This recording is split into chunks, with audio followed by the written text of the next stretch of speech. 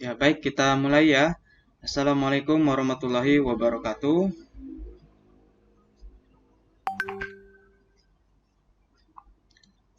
Selamat siang. Assalamualaikum warahmatullahi wabarakatuh. Siang, Pak. Siang, Siang. Baik, sebelum kita memulai tutorial web pada hari ini, marilah kita berdoa terlebih dahulu. Berdoa dimulai.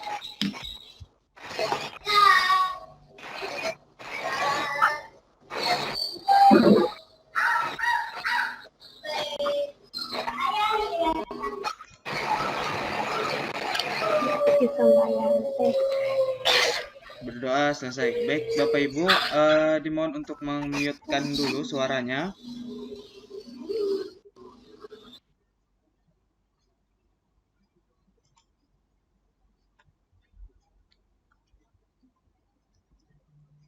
Oke ya, jadi kita hari ini membahas berkaitan dengan ukuran pemusatan dan penyebaran dari suatu data.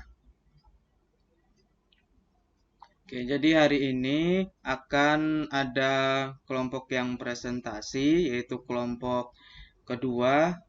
Ini kelihatannya belum ada masuk ini kelompok kedua. Nah, nanti bisa sambil dibantu ya dengan Bapak Ibu untuk menghubungi kelompok 2. Tetapi saya juga akan menyampaikan materi, kemudian juga menjelaskan beberapa materi-materi terkait dengan ukuran pemusatan dan penyebaran data. Nah, sebenarnya berkaitan dengan materi ini sudah pernah dilalui, mungkin ketika Bapak Ibu, saudara-saudara berada di tingkatan sekolah menengah atas sederajat. Nah, hari ini kita akan coba mengulang kembali berkaitan dengan statistik khususnya ukuran pemusatan dan penyebaran data yang nanti aplikasinya adalah untuk melakukan penelitian pada tugas akhir nanti.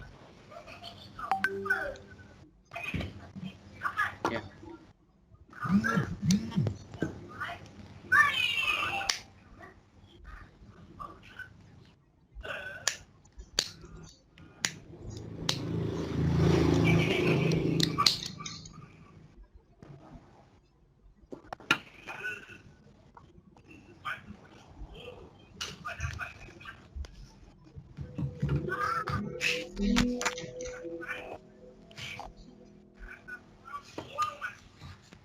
Ya, Bapak Ibu, ini saya coba untuk men-share materinya.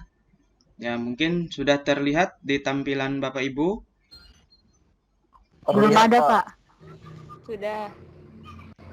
Ya, mungkin sudah ada yang melihat, mungkin beberapa sedang proses atau OTW mungkin itu ya. Oke, berkaitan dengan ukuran pemusatan dan penyebaran data, yang pertama ukuran pemusatan dulu, mungkin sudah tidak asing dengan istilah rata-rata atau nama lainnya adalah mean. Kemudian ada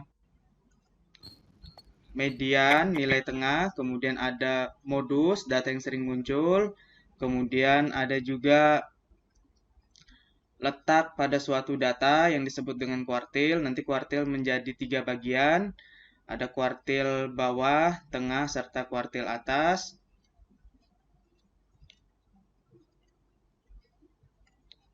Serta ada juga berkaitan dengan desil dan persentil. Nah, kalau kuartil itu membagi data menjadi 4 bagian, kalau desil dan persentil nanti membagi datanya per 10 dengan per 100.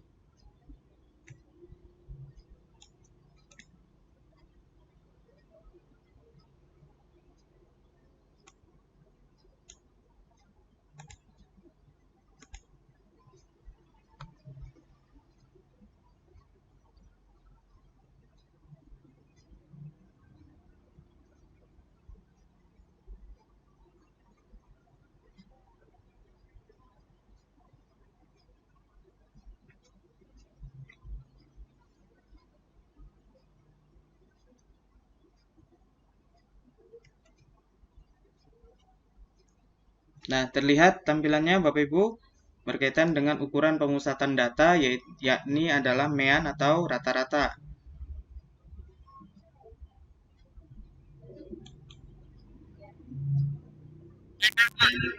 Ya, baik.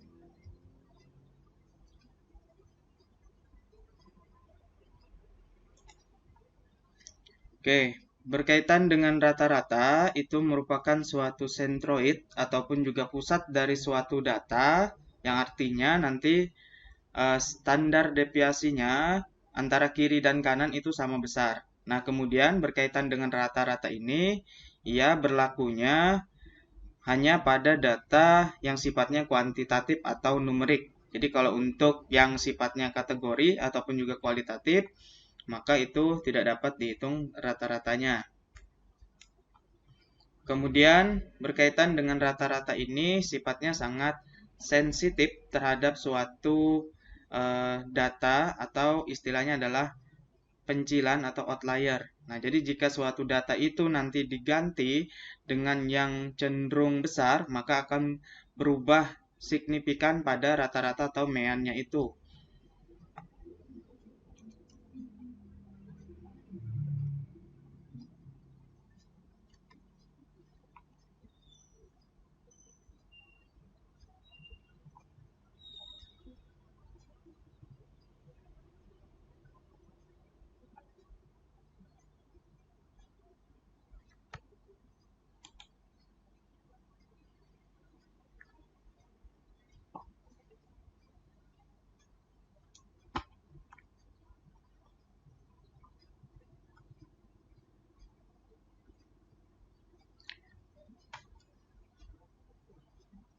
Oke, agak macet ini tampilan slide-nya. Jadi saya akan coba memberikan contoh. Misalkan suatu data nilai harian untuk mata kuliah pengantar statistik sosial adalah 50, kemudian ada 60, kemudian ada 90 dan 100. Maka kita dapat menghitung rata-ratanya dengan cara rata-rata itu sama dengan jumlah keseluruhan data, yaitu 50 ditambah 60 ditambah 90 ditambah 100 dibagi dengan banyaknya data, yakni datanya ada sebanyak 4. Nah, maka kita jumlahkan untuk 50 tambah 60 adalah 110, tambah 90 200, tambah 100 yaitu 300. Kemudian dibagi dengan 4.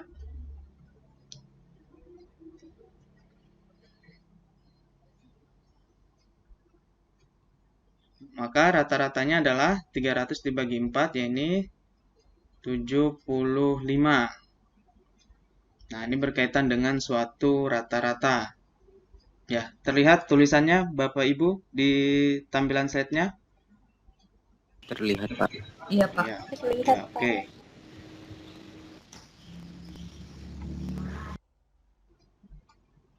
Oke, kita lanjutkan. Nah, ini tadi ya, berkaitan dengan teorinya. Nah, di sini diberikan suatu data 1, ada 2, 3, 6, 9, diperoleh rata-ratanya yakni 5. Nah, kemudian mau dibandingkan dengan suatu data yang lain. Ya, ini adalah data 2 dengan 2, 3, 6, 25, maka menghasilkan rata-rata 9.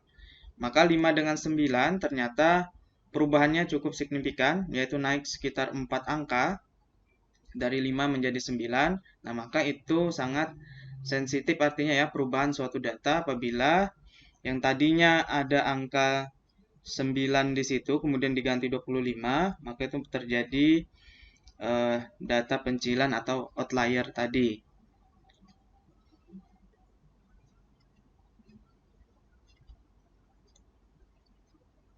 Nah, kemudian data tadi itu dikatakan sebagai data tunggal. Nah, biasanya sajiannya dalam bentuk barisan. Tetapi kalau datanya sekarang dalam bentuk tabel, distribusi frekuensi, maka cara menyelesaikannya itu tentu sedikit berbeda. Tapi prinsipnya sama dengan menjumlahkan banyaknya dengan menjumlahkan data yang tersedia dengan membaginya dengan banyaknya data. Oke, di sini data diubah ke dalam tabel distribusi frekuensi ataupun juga disajikan tabel distribusi frekuensi. Maka untuk mencarinya gunakan X bar atau di sini maksudnya adalah mean, yakni sigma nilai tengah kali dengan frekuensi kemudian dibagi dengan banyaknya data. Nah, XI itu merupakan nilai tengah. Jadi kalau kita tambahkan di sini kolom XI nilai tengah bisa diperoleh dengan menjumlahkan 1 ditambah 5 yaitu 6, 6 dibagi 2 yaitu 3. Nah, untuk mengisi baris yang berada di bawahnya dengan melihat pada panjang kelasnya. Panjang kelas itu selisih nilai yang berada di sebelah kiri ini atau batas bawahnya. Jadi kalau 1 dengan 6 selisihnya adalah 5. Kemudian 6 dengan 11 selisihnya adalah 5. Begitu juga 11 dengan 16 selisihnya 5. 16 dengan 21 selisihnya 5. Serta 21 dengan 26 selisihnya 5. Jadi dia konsisten 5 semua. Nah, kalau berbeda itu berarti bukan tabel distribusi frekuensi. Maka kita tambahkan 3 tambah 5, 8. 8 tambah 5, 13. Tambah 5, 18. Tambah 5, 23. Tambah 5, 28. Oke, ini untuk mengisi XI ya, nilai tengah. Mudah saja, yaitu menjumlahkan nilai batasnya, kemudian dibagi 2. Oke, silakan, ada pertanyaan?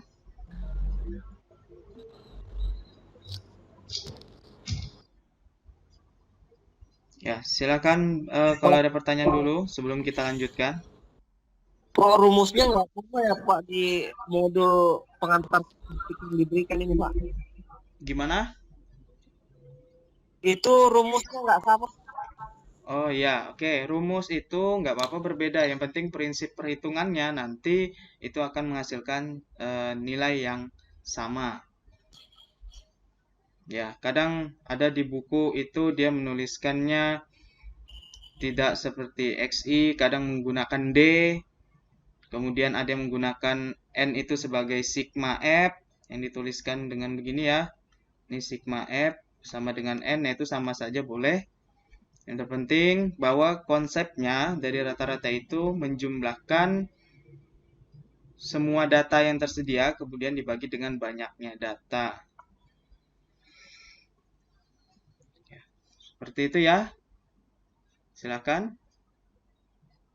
Ada yang ditanggapi lagi dulu sebelum kita lanjutkan?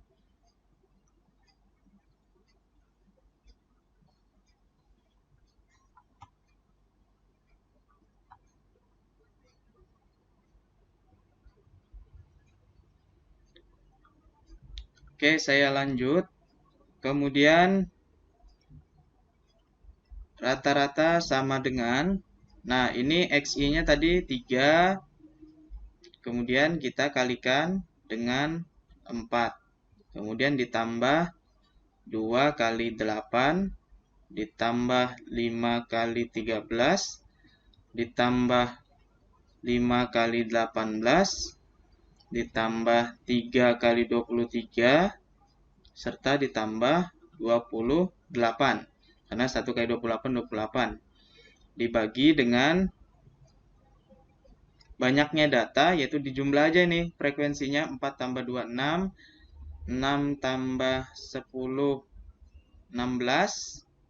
16 tambah 3, 19. Tambah 1, 20. Berarti dibagi dengan 20. Berarti rata-rata sama dengan 3 kali 4, 12. 2 kali 8, 16. 5 kali 13, 65. 5 kali 18, 90. 3 kali 23, 69. Ditambah 28, dibagi dengan 20. Nah, ini nanti bisa dilanjutkan menghitungnya. Nah, maka prosedurnya berkaitan dengan mencari rata-rata seperti ini.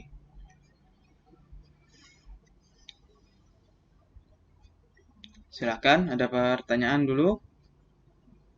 Pak, itu yang 3 kali 4 ditambah 2 kali 8 itu dari mana, Pak? Itu kita menjumlahkan keseluruhan data.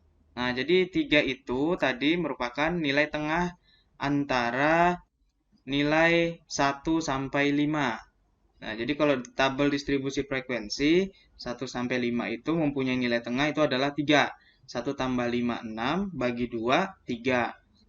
Kemudian 3 itu langsung kalikan dengan 4. Begitu juga nanti seterusnya untuk baris-baris yang di bawahnya.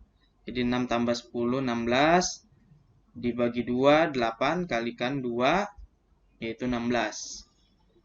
11 tambah 15, 26. Dibagi 2, 13. Kalikan frekuensinya 5. Kemudian 16 tambah 20, 36.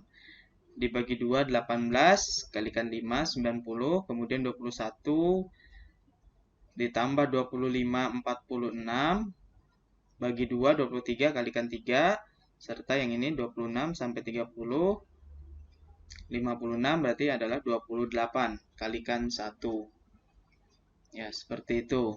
Nah, ini bisa sambil Bapak Ibu Saudara catat ya, biar nanti memudahkan untuk menyelesaikan tugas-tugas wajib nanti. Nah, karena tugas wajib nanti harus jelas dituliskan angka-angka yang tertera atau tersedia pada soalnya.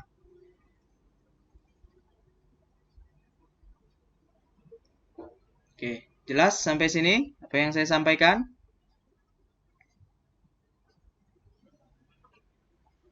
Pak, kesepakatan aja Pak, rumus yang dipakai ini yang di buku ini atau yang dikasih tahu Bapak yang di sini, di layar ini Pak? Gimana sama aja, yang penting boleh yang di buku boleh. Di sini juga menggunakan juga boleh gitu. Karena kalau berkaitan dengan rumus itu sangat bebas, artinya dengan apa aja bisa digunakan gitu ya. Tidak ada yang perlu 1, 2 yang disepakati.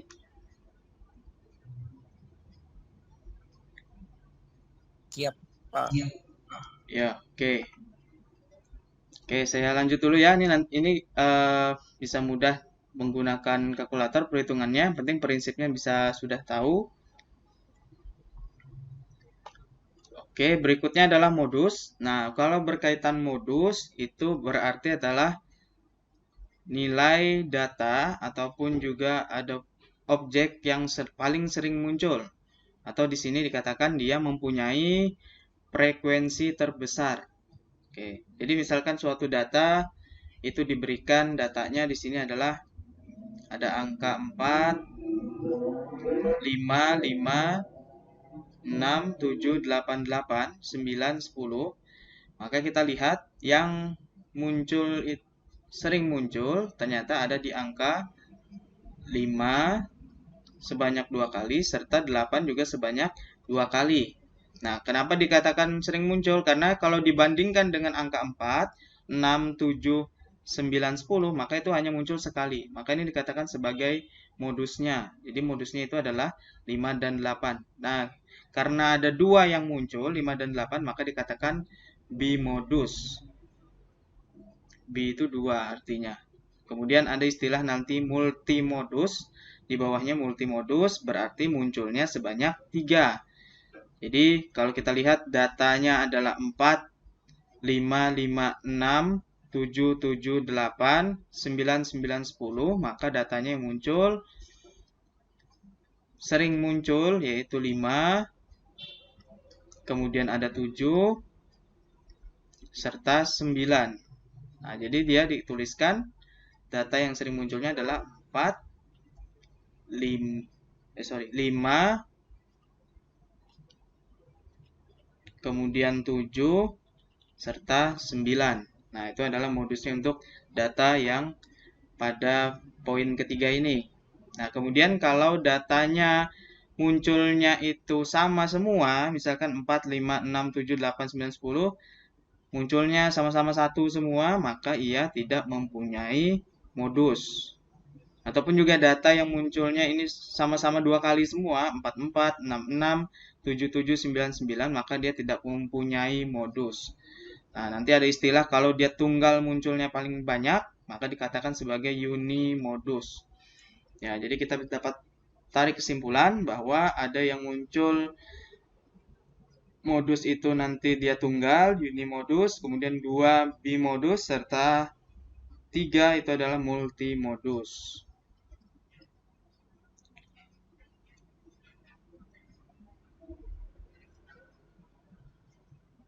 Nah, kemudian ada data tunggal, ada data kelompoknya juga. Nah, kalau berkaitan dengan data kelompok, maka mencari modus itu yang disingkat dengan MO berarti adalah menggunakan tepi bawah yang dikurangi 0,5 ditambah panjang kelas dikali, kemudian ada istilah D1 dibagi D1 ditambah D2. Nah, ini rasanya nggak asing sudah ya berkaitan dengan rumus ini. Kalau Bapak Ibu melihat pada buku-buku perguruan tinggi maupun juga buku-buku yang levelnya itu tingkat sekolah menengah atas, nanti sudah tidak asing. Oke, di sini saya coba tuliskan berkaitan dengan modusnya. Jadi kalau berkaitan dengan modusnya, yang dinamakan tepi bawah itu adalah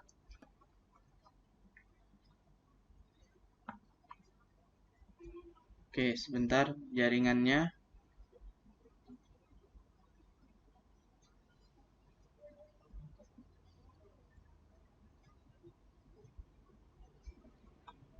Ya, tunggu sebentar, Mbak ya. Jaringannya sedang tidak stabil.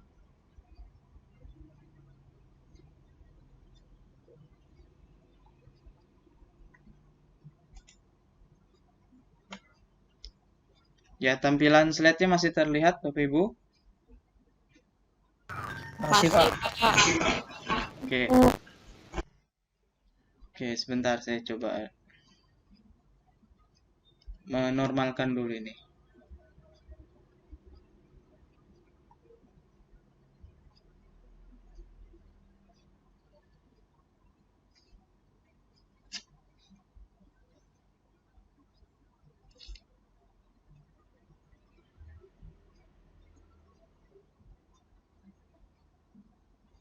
Oke, TB itu berarti adalah yang nilainya berada di sebelah sisi kiri ini, yakni adalah 1, 6, 11, 16, 21, 26, TB. Kemudian ada TA, itu adalah 5, 10, 15, 20, 25, 30.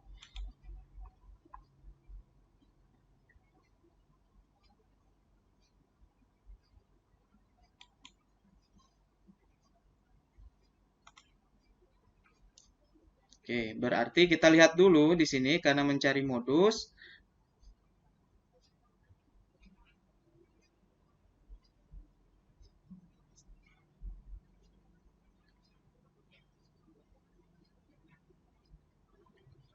Kita gunakan yang pada baris keempat.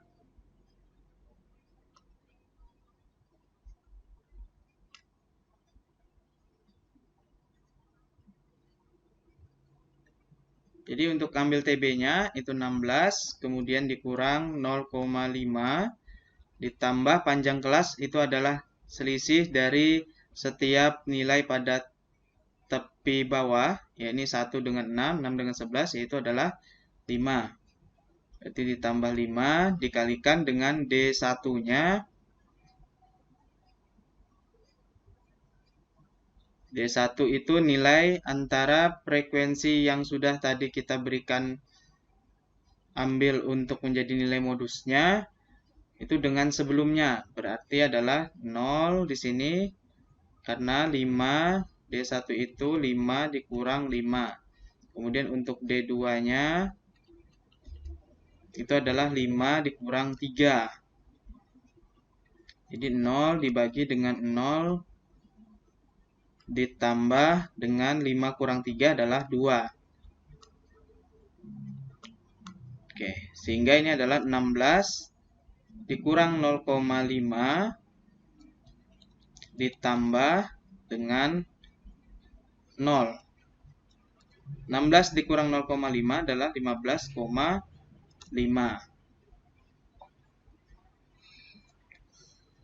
Oke, jadi nilai modusnya adalah 15,5.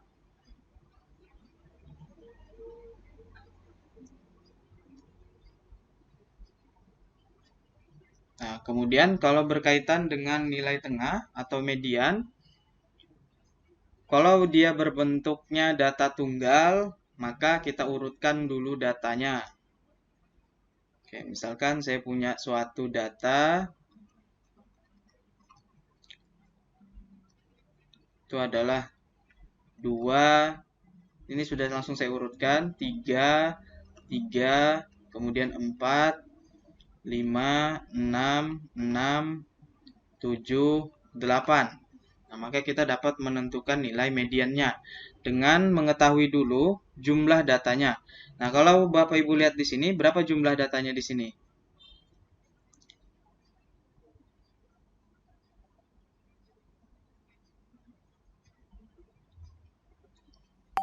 Berapa jumlah datanya? 9, Pak. 9. Ya, ada 9 data ya. Oke, kalau 9 data berarti dia masuk ganjil. Nah, maka kalau datanya ganjil, maka mediannya tepat nanti berada di tengah-tengah suatu data itu. Nah, berarti di sini yang kena menjadi mediannya itu adalah angka 5. Oke, sekarang misalkan datanya saya buat lagi menjadi genap. Saya misalkan buang data angka 6-nya. Tuliskan di sini datanya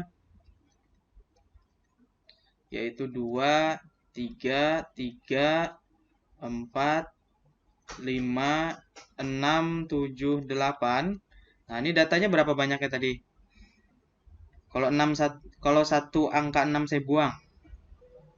8, Pak. 8. Oke, ada 8. Jadi kalau ada 8, maka nilai mediannya atau nilai tengahnya itu berada di antara 4 dan 5. Jadi dia tepat di tengah-tengah. Sehingga nanti menghitungnya median itu sama dengan 4 ditambah 5 dibagi dengan 2. 4 tambah 5, 9 dibagi 2 yaitu 4,5. Itu untuk median. Terkhusus pada data tunggal. Nah, jadi nanti tidak bingung ya ketika ketemu dengan data tunggal atau data kelompok. Biasanya kalau data tunggal semuanya bisa menghitung.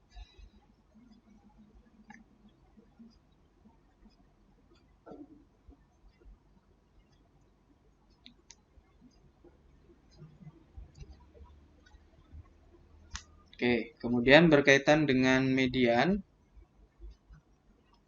Median atau istilahnya adalah Q2 itu menggunakan masih tepi bawah dikurang 0,5 ditambah panjang kelas, kemudian setengah dari datanya dikurang dengan sigma frekuensi kumulatif kurang dari kelas intervalnya Q2 atau median dibagi dengan banyaknya data. Ini adalah rumusnya. Oke, jadi prinsip ngitungnya berkaitan dengan median atau Q2. Kita jumlahkan dulu datanya di sini. Jadi tadi kalau tidak salah datanya ada 20 ya. Kita cek lagi. 4 tambah 2, 6. 6, kemudian tambah 5, 11.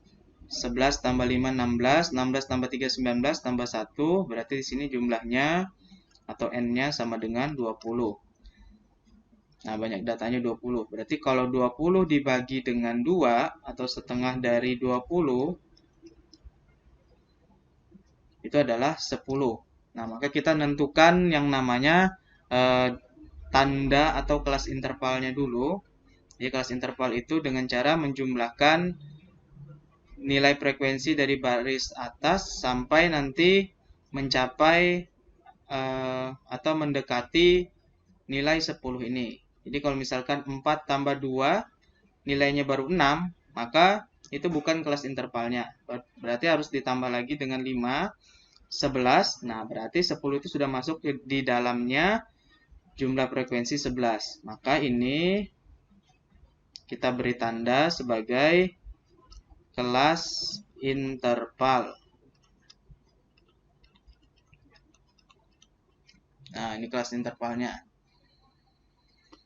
Oke, sampai sini ada pertanyaan dulu.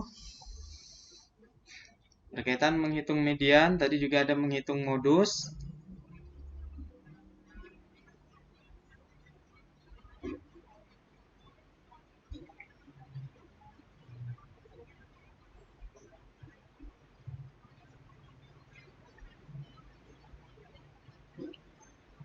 Oke, kalau tidak ada saya lanjutkan. TB-nya berarti yang diambil adalah yang angka 11, berarti 11 dikurang 0,5 ditambah panjang kelas itu tadi yang ini nilainya sama ya, yaitu selisihnya 5. 5 dikali setengah dari N adalah 10 dikurang sigma FK kaki 2, artinya sigma frekuensi sebelum kelas interval itu. Kita ketahui bahwa frekuensi pada kelas interval ini kan 5. Nah, sebelumnya ada 4 dan 2 itu dijumlahkan. Berarti adalah 6. 10 kurang 6. Dibagi dengan jumlah keseluruhan datanya atau sigma F. Ini boleh sigma F atau dituliskan dalam bentuk N. Jadi dibagi dengan 20. Nah, gitu. Jadi 11 dikurang 0,5 itu adalah 10,5 ditambah, ini dapat kita sederhanakan menjadi 4. 10 kurang 6 adalah 4. 4 bagi 4 itu 1. Jadi 10,5 tambah 1 adalah 11,5. Nah, ini adalah untuk nilai mediannya.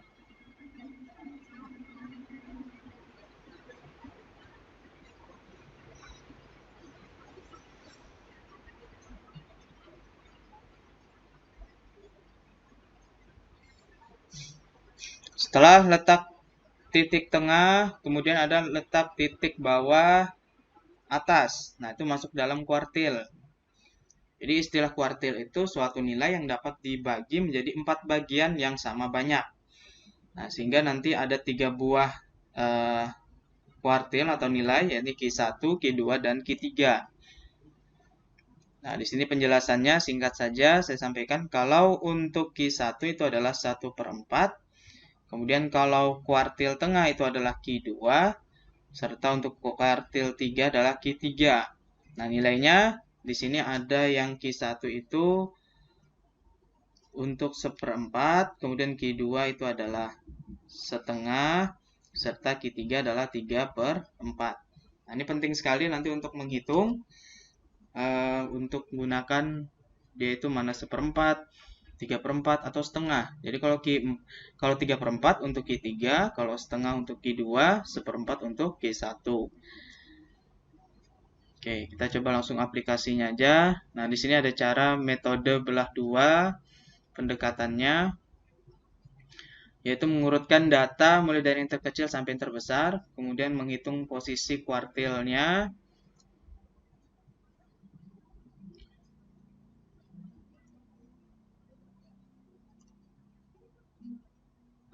Nah, ini ada di modul ya, saya ngambil dari modul ini, kemudian saya pindahkan ke PowerPoint.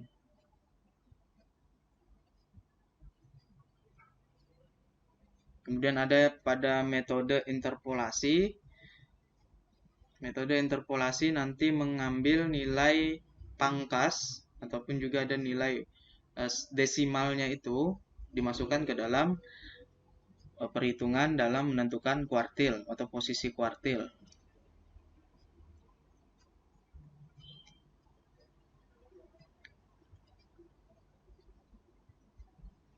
Oke, kita pertama coba menggunakan metode belah 2 untuk cara satunya.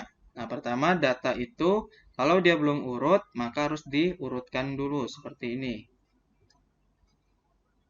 Kalau sudah diurutkan, kemudian hitung banyak datanya. Banyak datanya berapa ini kalau dilihat? 8, Pak. Oke, ada 8 juga. Nah, maka nanti kita bisa menentukan posisi kuartil untuk NQ2 dulu.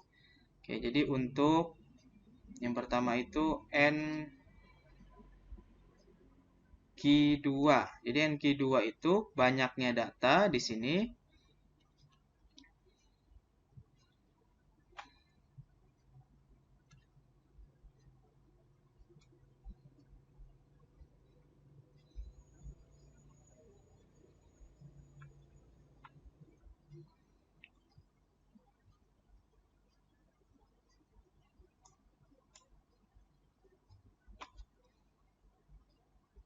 Ya, di sini NQ2 yaitu N artinya banyak data ditambah 1 bagi 2.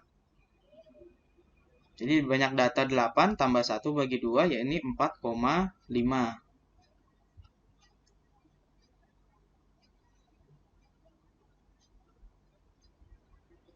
Itu untuk NQ2. Kemudian untuk NQ1-nya, NQ1 itu memiliki persamaan dengan NQ2. Nah, ini diambil untuk NQ1-nya itu adalah 4 tambah 1 bagi 2 sama dengan 2,5. Nah, jadi kalau data ini, 8 data ini kita bagi menjadi 4 bagian, maka seperti ini nanti gambarnya. Nah, jadi 4 bagian yang masing-masing ada 2 anggota. Ini 34, kemudian 55, 68 dengan 8, 10. Artinya data itu sudah dibagi sama bagiannya, 4 bagian. Nah, untuk NQ1,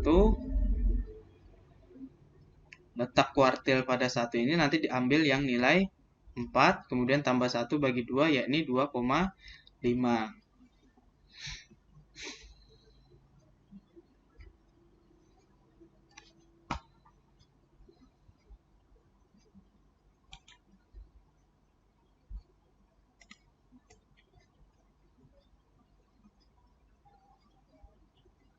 Kemudian kalau kita mau menentukan nilai kuartilnya, jadi nilai kuartil dengan posisi kuartil itu berbeda maksudnya atau berbeda makna. Jadi kalau nilai kuartil itu tadi adalah nilai yang tepat berada di tengah-tengah pada pembagian suatu datanya atau pada garis bagi datanya ini. Nah, kalau untuk paling pertama itu dikatakan sebagai Q1. Jadi ini Q1, yang di tengah Q2, serta yang ketiga adalah Q3. Untuk Q1 berarti kita ambil nilai tengah yang di antara 4 dan 5, jumlahkan dulu 4 dan 5, kemudian bagi 2, yakni 4,5. Kemudian kalau Q2-nya itu di antara 5 dan 6, berarti 5 tambah 6 bagi 2, yakni 5,5. Serta Q3, 8 tambah 8 bagi 2, yakni adalah 8. Oke, seperti itu ya untuk menentukan nilai kuartil. Ada pertanyaan untuk menentukan nilai kuartil?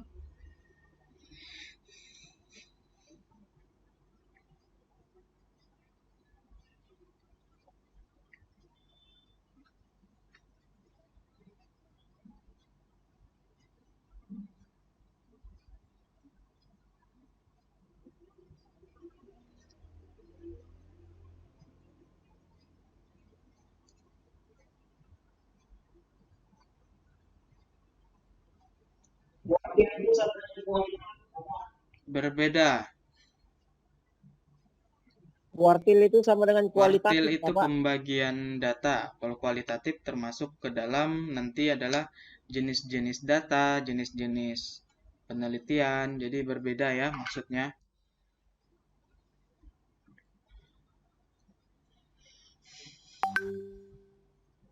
Kalau kuartil berkaitan dengan bagian dari suatu data, kalau kualitatif itu bagian dari bisa penelitian, bisa dalam data juga.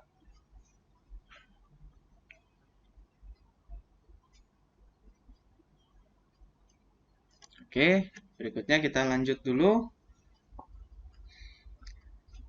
Suara saya masih terdengar? Oke. Oke, alhamdulillah. Karena kebetulan di sini sedang hujan. Jelas, Pak. Takutnya tidak Masih. terdengar suaranya. Oke, kemudian pendekatan yang kedua adalah metode interpolasi. Jadi kalau interpolasi ini yang uniknya itu adalah dia mengambil nilai desimalnya dari perhitungan posisi kuartilnya. Nah, di sini ada NQ1, NQ2, NQ3. NQ1 berarti 1/4, NQ2 2/4, NQ3 3/4. Nah, kemudian 888 ini tadi dengan banyaknya data itu ya.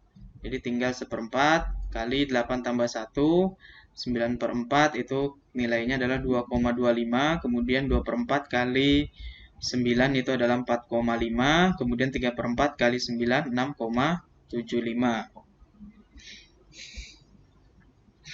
Kemudian nanti ini diambil untuk 0,25-nya. Kemudian ini diambil 0,50. Serta ini diambil 0,75. Diambil nilai desimalnya untuk dilakukan perhitungan nilai kuartilnya atau tadi adalah interpolasi. Oke, ini datanya coba saya bagi lagi.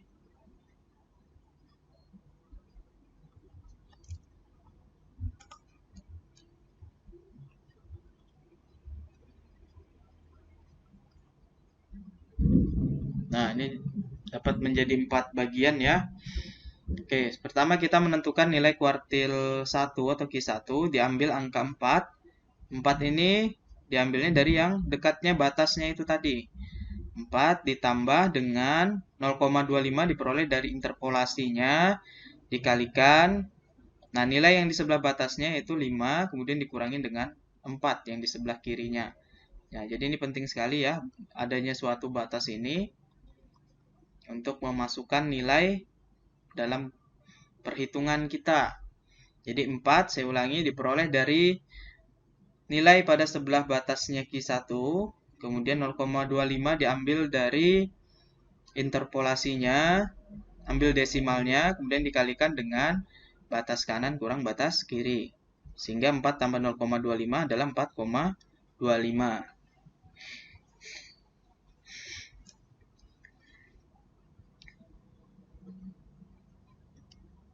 Nah, kemudian Q2-nya juga sama. Diambil, kita lihat dulu. Tadi Q2 itu sebelah kirinya 5 ya, sebelah kanannya 6. Oke, berarti 5 tambah interpolasinya 0,50 kali 6 kurang 5. Atau 5 tambah 0,50 itu adalah 5,50. Nah, begitu juga untuk Q3, tadi di sebelah kirinya 8, kanan 8 pada data tadi. Jadi 8 tambah 0,75 kali 8 kurang 8 sama dengan 8. Nah, ini untuk nilai Q1, Q2, Q3. Selebihnya nanti bisa melihat lagi pada modulnya.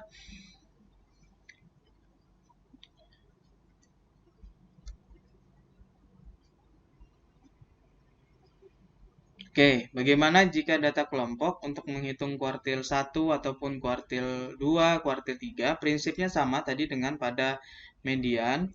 Cuman kalau median tadi Q2 sama dengan TB dikurang 0,5 ditambah P kali I adalah setengah N atau setengah sigma F dikurang sigma F KK Q2. Kemudian dibagi dengan N atau sigma F. Nah, maka nanti untuk N-nya itu dapat, untuk N yang di atas, ini dapat dibagi dengan pengalinya dengan 3/4 untuk Q3, untuk Q1 dengan 1/4. Jadi perubahannya hanya di rumus saja. Ini TB kurang 0,5 tambah P. Kalau dia Q3 berarti 3/4 dari N dikurang sigma F KK, Q2-nya berubah jadi Q3 dibagi dengan banyaknya data atau sigma F, atau boleh juga dituliskan dalam kurung N.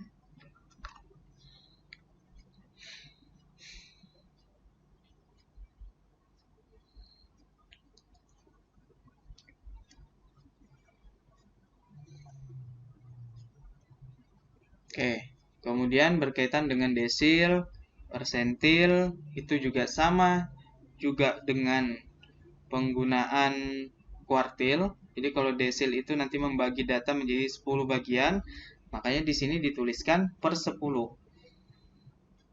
Kemudian ada per 100, itu menandakan persentil.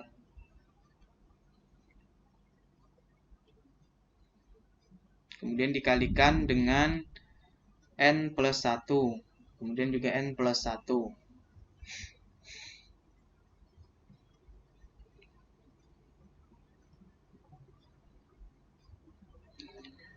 Oke, kemudian ini ada istilah trimmed mean atau rata-rata yang terpangkas. Jadi rata-rata itu merupakan ukuran pemusatan yang sangat pengaruh oleh data yang ekstrim. Artinya data ekstrim itu tadi, jika ada rata-rata yang atau ada data nilai yang cenderung nilainya sangat besar setelah beberapa yang lain tidak terlalu signifikan, nah maka itu nanti akan berpengaruh pada rata-rata yang terpangkas atau istilahnya di sini trimmed mean. Data yang ekstrim, terlalu besar atau terlalu kecil juga disebut data pencilan atau outlier. Rata-rata terpangkas, trimmed mean, mereduksi pengaruh data yang terlalu ekstrim tersebut. Sehingga trimmed mean mungkin merupakan ukuran yang lebih berguna untuk menghitung ukuran pemusatan data yang mengandung outlier. Nah, rata-rata yang terpangkas diperoleh dengan menghilangkan data terkecil dan data terbesar. Dua data terkecil dan dua data terbesar, atau 3 data terkecil dan data terbesar, tergantung nanti perhitungan dari saudara semua untuk memperolehnya. Kadang bisa menggunakan satu data kecil, data besar, kemudian ketika nanti dalam pembulatannya bisa menggunakan 2 data kecil, data besar.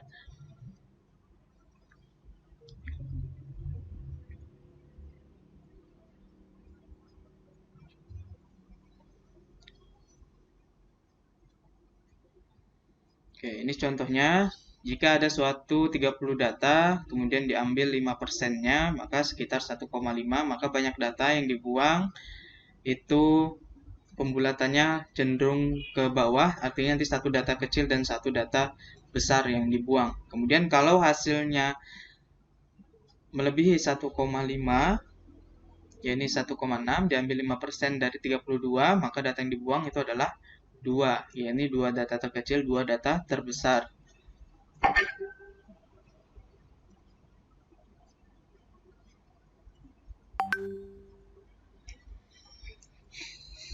Ya, baik, berikutnya ini adalah berkaitan dengan ukuran penyebaran dari suatu data. Jadi kalau kita lihat data itu semakin besar nilai yang diperoleh dari hasil analisis datanya, maka nanti akan semakin menyebar. Nah, beberapa yang sudah kita kenal atau ini akan kita ingat-ingat kembali, itu adalah berkaitan dengan jangkauan atau range. Jadi jangkauan itu selisih dari data terbesar atau data maksimum dengan data terkecil atau minimum. Jadi ukuran keragamannya paling sederhana. Semakin besar jangkauan, maka nanti semakin data itu menyebar. Oke, ini ada di suatu data 5, 3, 4, 8, 5, 10, 6, 8. Maka kita ambil nilai maksimumnya, yaitu X max-nya sama dengan 10. Kemudian ada X minimumnya, itu adalah 3. Sehingga rentang atau jangkauannya atau range-nya itu adalah 10 kurang 3, yakni 7.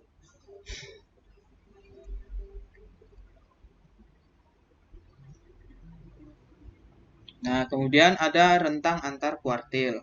Kalau rentang antar kuartil itu mengambil atau menentukan dulu nilai Q3 dan Q1. Setelah dapat Q3 dan Q1, dicari selisihnya. Nah, tadi kita menggunakan metode ada belah dua, interpolasi, maka bisa menggunakan mencari interkuartil range-nya atau rentang antar kuartilnya dengan mengurangkan yang Q3 dengan Q1. Nah, ini tadi datanya sudah ada. Q1 4,25, Q3 8, maka mencari IR-nya atau rentang antar kuartilnya 8 dikurang 4,25 yakni 3,25. Nah, rasanya kalau menghitung ini mudah saja.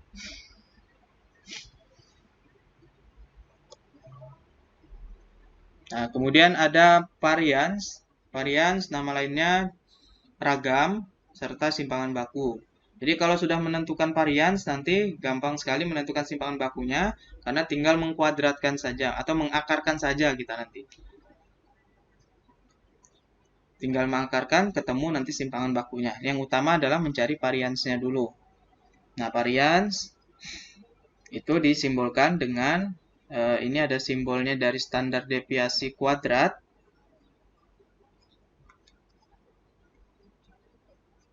Nah, ini standar deviasi kuadrat sama dengan sigma I1 sampai N ini banyak data, dikali dengan kuadrat dari data ke I dikurangi rata-rata, dibagi dengan banyaknya data. Ini adalah rumus dari variansi atau ragam. Kemudian simpangan bakunya kita tinggal mengakarkan saja. Oke, kita coba langsung penerapannya. Oke, kebanyakan nanti datanya dalam bentuk populasi ya, kadang juga bisa dalam bentuk sampel. Di prinsipnya sebenarnya hampir mirip, tapi di sini hati-hati. Kalau dia sampel, nanti datanya itu 1 dikurang N kurang 1. Nah, bedanya kalau yang populasi tadi dia tidak dikurang 1, kalau sampel dikurang 1.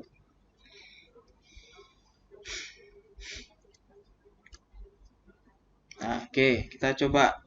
Di sini ada suatu data yang dianggap sebagai populasi. Jadi datanya adalah 2369. Kalau kita cari rata-ratanya, tentu kita jumlahkan 2 tambah 3, 5 tambah 6, 11, 11 tambah 9, 20. Bagi dengan banyaknya data ada 4, 20 bagi 4, yakni 5. Nah, kemudian masing-masing data itu dikurangi rata-rata, kemudian dikuadratkan. Jadi 2 kurang 5 dikuadratkan. Ditambah 3 kurang 5 dikuadratkan. Ditambah 6 kurang 5 dikuadratkan. Ditambah 9 kurang 5 dikuadratkan. Dibagi dengan 4. 4 ini jumlah data, banyak datanya.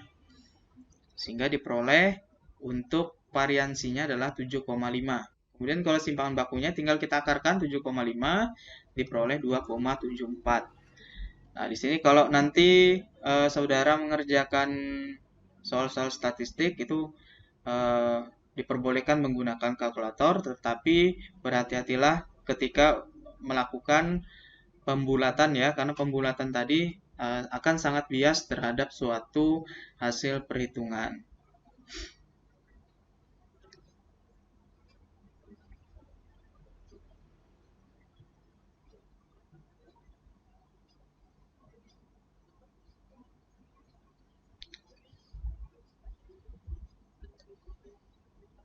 Oke, tadi sudah berkaitan dengan varian simpangan baku. Sekarang ada koefisien variasi atau yang disingkat dengan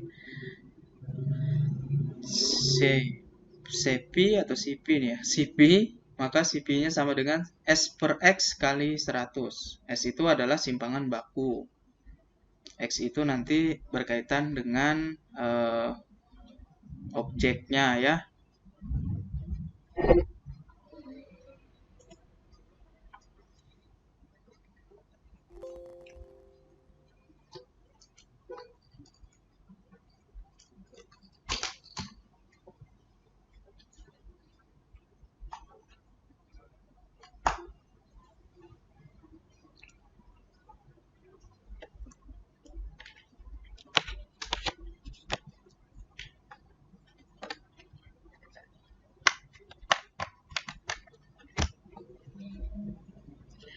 Oke, kemudian karena koefisien variasi tidak terpengaruh terhadap dimensi atau ukuran dari data, maka berguna untuk membandingkan penyebaran dua kelompok data yang berbeda cukup besar rata-ratanya. Jadi ini artinya berkaitan dengan relatifnya suatu variabilitas. Oke, ini adalah contohnya. Contohnya bisa dilihat ya pada modul saudara masing-masing. Dilihat di situ pada contoh 1.11 berkaitan dengan seorang inspektur pengendalian mutu di pabrik pembotolan susu sedang menginspeksi produk isi susu pada botol kecil dan botol besar. Kemudian ia mengambil sampel dari setiap produk dan diperoleh data bahwa volume rata-rata botol kecil adalah 1 cangkir dengan simpangan bakunya 0,08 cangkir dan volume rata-rata dari botol besar adalah 1 galon. Ya, 1 galon setara dengan 16 cangkir dengan simpangan bakunya adalah 0,4 cangkir. Meskipun simpangan baku botol besar adalah 5 kali lebih besar dari simpangan baku botol kecil, koefisien variasi dari masing-masing produk mendukung kesimpulan yang berbeda. Oke, kita lihat perhitungannya. Nah, ini untuk yang botol besar diperoleh simpangan bakunya adalah 0,4, kemudian dibagi dengan 16 kali 100, ya ini 2,5. Kemudian yang botol kecil diperoleh simpangan bakunya atau S-nya 0,28 dan setara tadi dengan 1 cangkir dibagi 1 kali 100 berarti 8. Nah, berarti koefisien variasi botol kecil lebih dari 3 kali lipat daripada botol besar. Dengan kata lain, meskipun botol besar memiliki simpangan baku yang lebih besar, tetapi botol kecil memiliki lebih besar variasi relatif terhadap rata-ratanya. Nah, itu dari segi perhitungannya. Nah, nanti berkaitan dengan makna-maknanya ini, sambil jalan materi yang kita akan pelajari.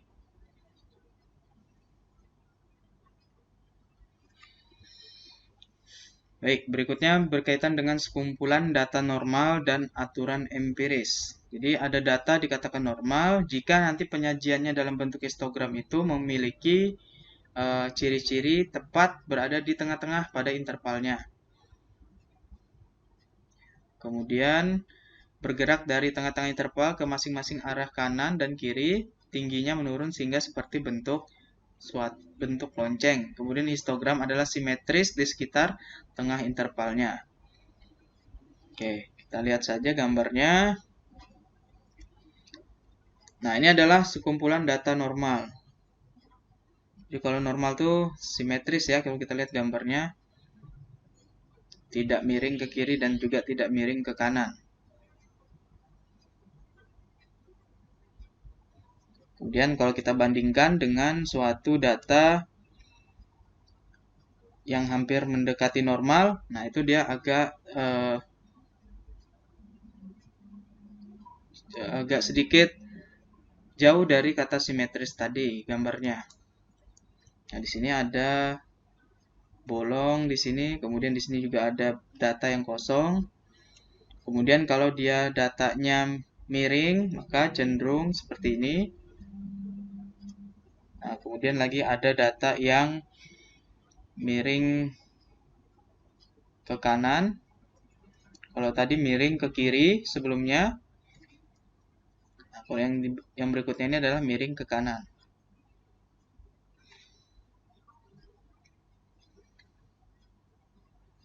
Nah, kemudian untuk sekumpulan data normal atau yang mendekati normal, maka nilai rata-rata mendekati sama dengan nilai suatu mediannya.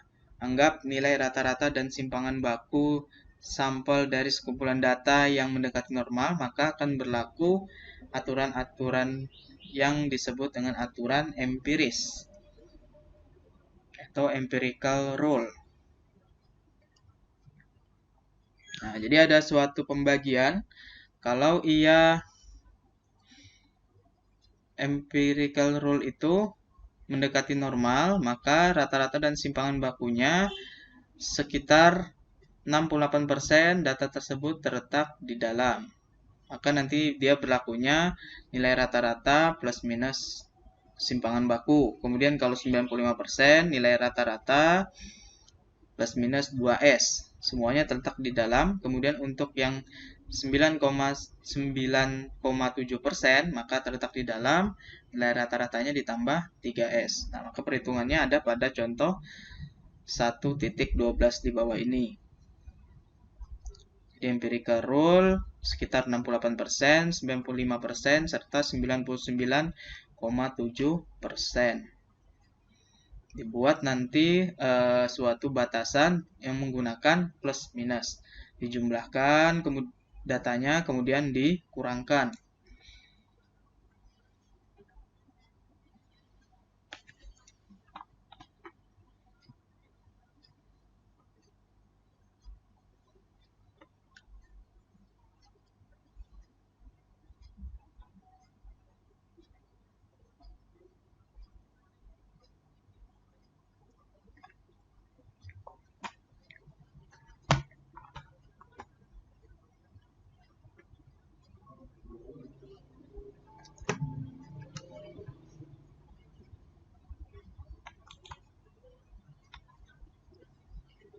Ya, sambil menunggu nih,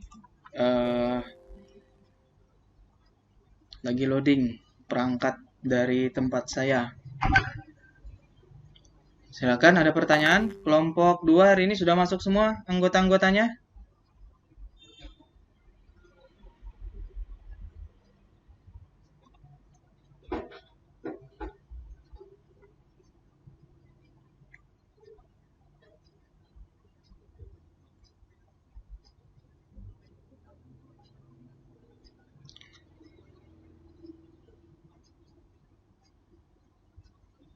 Kelompok 2 siapa aja anggotanya? Mas Julpani?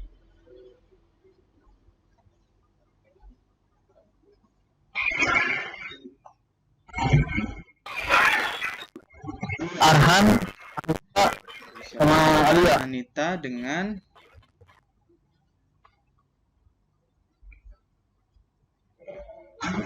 Ani. Ya. Sudah ada semua, saudara Arhan, Anita, Ani.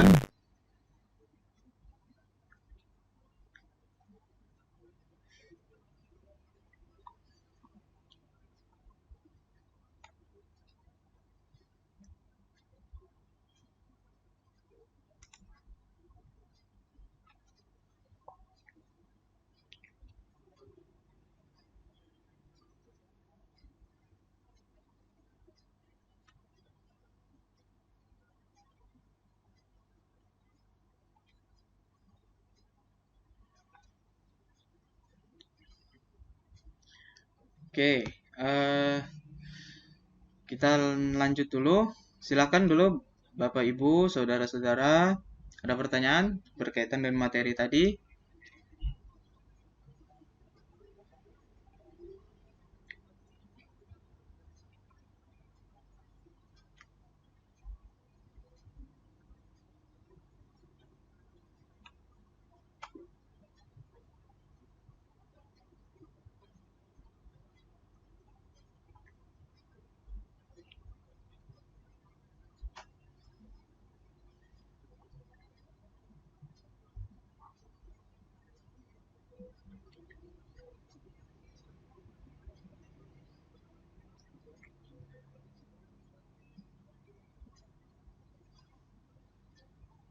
Oke, kalau tidak ada, saya akan cukupkan dulu. Kita akan lanjutkan nanti melalui LMS.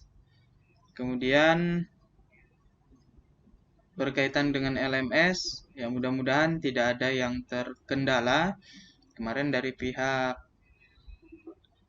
UPBJJ, kemudian serta UT Pusat, mulai hari ini itu mulai melakukan cross check ya terhadap penyelenggaraan dari TUWEB. Jadi diharapkan semuanya juga dapat aktif dari segi diskusi presentasi, kemudian juga dari segi di LMS. Kemudian jika ada kendala kemarin itu bisa langsung disampaikan, kemudian agar nanti dapat kita bantu untuk menyelesaikannya.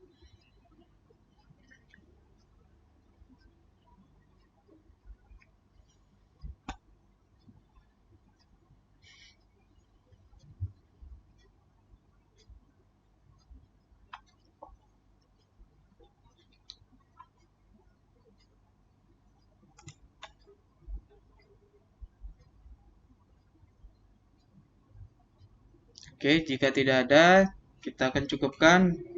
Sebelumnya, mengaktifkan semua dulu kameranya untuk mengambil dokumentasi.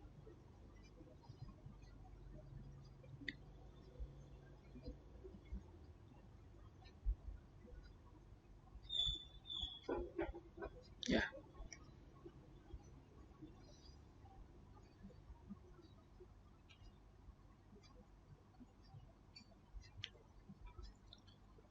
Oke. Bisa dilihat kamera masing-masing ya, Bapak Ibu. Ya. Oh, sudah. Mari Ya, Pak. 1, Sudah terbuka. 2, 3. Oke, sekali lagi 1, 2, 3. Oke, terima kasih atas perhatiannya. Mudah-mudahan ini dapat bermanfaat bagi kita semua, khususnya dalam bidang yang kita tekuni. Gimana? Ini bisa dikirim, Ya, bisa dikirim ke grup yang ya, file nanti saya kirim ya. Nanti membantu mengerjakan. Ya. Oke, ada lagi? bisa dibaca-baca, Pak. Oke, tidak ada. Mohon maaf jika ada kekurangan. Terima kasih. Wassalamualaikum warahmatullahi wabarakatuh.